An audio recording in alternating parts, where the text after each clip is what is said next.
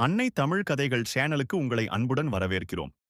இன்று நாம் பார்க்கப் போகும் ஆத்திச்சூடி கதை நன்றி மறவேல். ஒருவர் நமக்கு செய்த உதவியை ஒருபோதும் மறக்காதே.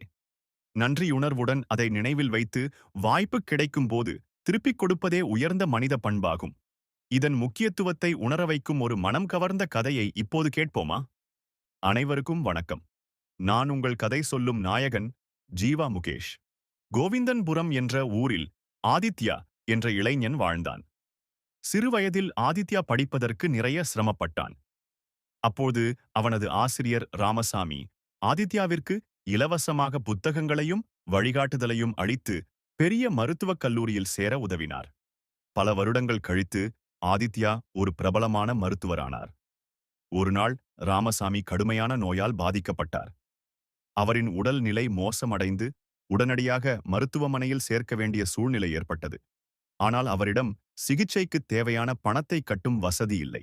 இதை கேட்ட ஆதித்யா, ராமசாமி வாத்தியார் என் வாழ்க்கையில் முன்னேற உதவியவர், அவருக்கு நான் செய்யக்கூடிய நன்றி இதுவே என்று கூறி தன் பணிபுரியும் மருத்துவமனையில் இலவச சிகிச்சை ஏற்பாடு செய்தார்.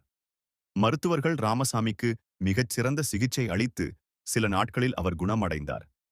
ராமசாமி நெகிழ்ச்சியுடன், உன் நன்றியுணர்வை வாழ்நாள் முழுதும் நினைவில் வைப்பேன் என்று ஆதித்யாவை ஆசீர்வதித்தார். இந்த கதை நமக்கு சொல்லும் பாடம், ஒருவர் நமக்குச் செய்த உதவியை ஒருபோதும் மறக்கக்கூடாது. அவர்களுக்கு தேவைப்படும் நேரத்தில் உதவுவது மனிதனின் உயர்ந்த பண்பாகும். நன்றி உணர்வே நல்லிணக்கமான சமூகத்தின் அடித்தளம். அடுத்த முறை இன்னொரு ஆச்சரியமான கதையுடன் மீண்டும் சந்திப்போம். நன்றி, வணக்கம்.